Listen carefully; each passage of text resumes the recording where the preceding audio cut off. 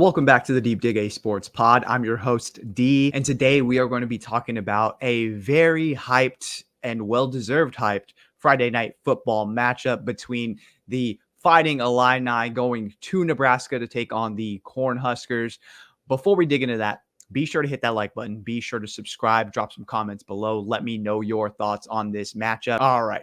Just to get into this was a matchup that on paper and everything leading up to it was going to be Nebraska's coming out party.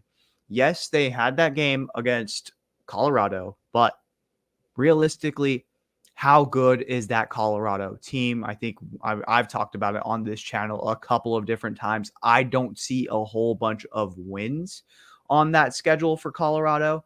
So, while it was a fun game and it was fun to see, and it was like, okay, Nebraska's back, this game, a ranked matchup between Illinois coming into Nebraska, it was hyped. Everyone was feeling pumped about it. This was going to be the thing that was going to put the stamp on the Matt Rule, Dylan Raiola era, ushering in a new way, bringing back all the way back Nebraska.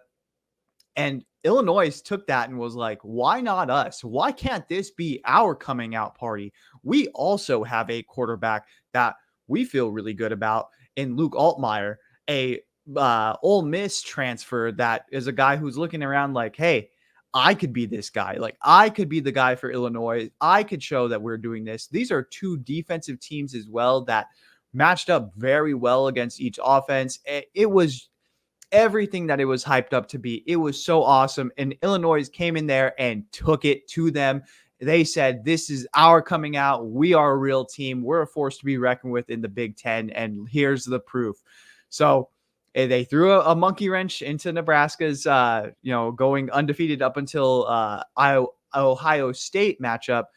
And who knows where Illinois is going to take this season from here, but this is a feather in Illinois' cap. This is back to the drawing board for Nebraska. What do we do? They have another tough matchup before they get to Ohio State on this schedule in Indiana, who is also looking very tough. But if you're looking at both teams away from this game, man, you got to be like, okay, if you're Nebraska, we know we have a few things to tighten up here. If you're Illinois, you're like, dude, we're feeling great. But what a fun game. This went to overtime. Illinois takes it. But let's just start off from the beginning. Right off the bat, like, you could feel the energy pumping through this stadium. Illinois gets the ball first. Illinois has a no-nonsense drive. They go out there and just take it to Nebraska and really set the tone for the entire game. Pat Bryant runs a beautiful double move and it hits the end zone. It was like, and that just put a hush over the crowd. And it was like, okay, we're actually dealing with a real team here. This is not, we're not going to boat race them like we did Colorado. This team came to play. Then you go out there, Nebraska drives it down the field. It takes a little bit more effort than it did for the Illinois team to drive down the field. And it's like, okay, well, at least we're going to score some points here. Raiola misses a wide open receiver, and you have to kick the field goal. And that just set the tone for the rest of the game. Again, as I said before, this was a fun defensive matchup on both sides. You've seen a lot of turnovers, so there was fumbles. I believe Illinois has 2 fumbles, one from their tight end, one from their quarterback, Altmyer. And Altmyer looked good this entire game. Man, he looked like he was pinpoint accurate. He was cool in the face of pressure. You got to give it to him. Yeah, he did have that fumble, but man, he looked on top of his stuff. And defensively, Illinois had that amazing takeaway in the end zone. Isaiah Nair is a dude. I believe this guy's like 6'4", 220. He had 2 touchdowns in this game. He almost had a third, I believe. I think that was him on that play where it's the 50-50 ball going into the end zone. He loses control of the ball towards the end of the catch. Terry Cox is there for the Illini, and he ends up with it. That's a Illinois turnover, they get it on the 20 rather than a Nebraska touchdown. So it's just little things like that, like effort plays that made the difference in this game. So instead of the touchdown on the opening drive for Nebraska, they end up kicking the field goal. That's 4 points gone. That's a big swing there. It's a 7 point or let's say 6 point, but 7 point swing there. And then they also missed a field goal later on in this game as well. So cumulative, if you're going to be taking away points from yourself, Nebraska, you need to you can't be doing that if you're going to be playing it this close. That's how Illinois ends up staying in this game and ultimately winning this game because you made mistakes on your own. But I mean, Dylan Raiola, he still looks good. I mean, people are nailing him right now. They're like, okay, give up the Patrick Mahomes act, give up this bullshit because you're not winning these games. But it's like, if you look at what he did in this game, it was pretty impressive for a true freshman to go out there and play this way. I will give him that. He did at some points look like a freshman, but eventually he's going to get over that is the more he plays. I think the more that he's seasoned, the more that he sees defensives like this, he's going to get better, obviously. One thing you got to shore up is the recognition of blitzes. And I don't know if that was a miss on the quarterback side in calling out the blitz or the offensive line just having miscommunications on their own. But as you started to go down this in this game, Nebraska just kept getting hit or getting rushed on Dylan Raiola, and it was very much to their detriment. He ended up losing 52 yards just by himself on these sacks. It added up. I mean, realistically, 52 yards is crazy. That's wild. A good chunk of that coming in overtime itself, which again is its own problem.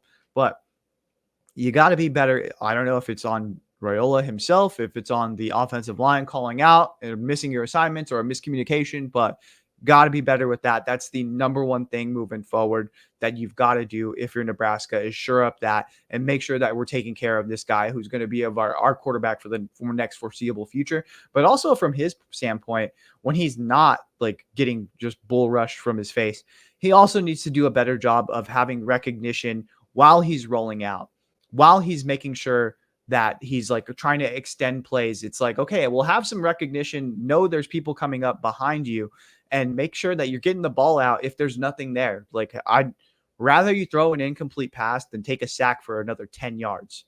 So it is what it is. I think, again, this is going to be a huge win. This I know on the broadcast, they said this might be the biggest road win of the season so far.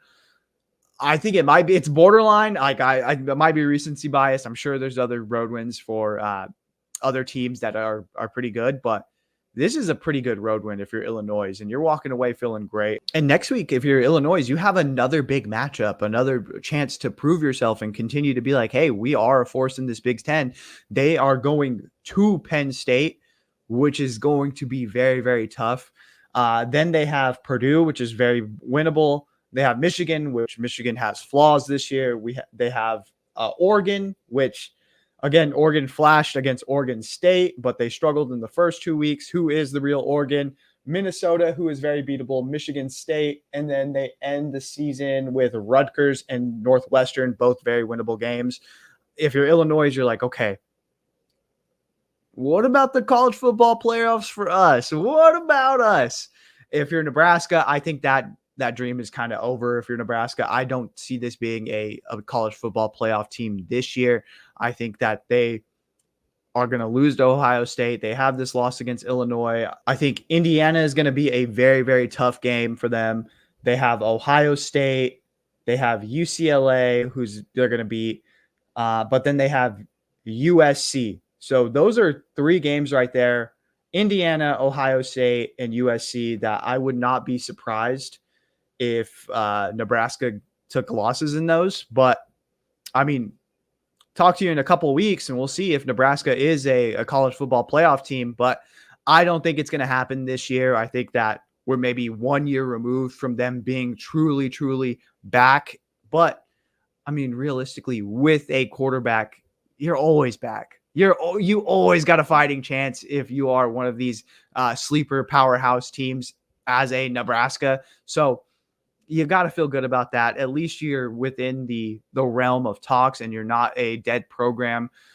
So you got to feel good about it. But great win, fun game. If you didn't watch it, at least go check out the 15-20 minute highlights from it, the condensed game.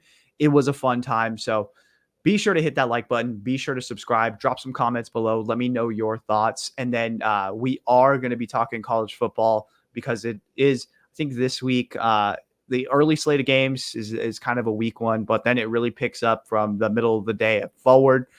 So be on the lookout for that. All right. Later.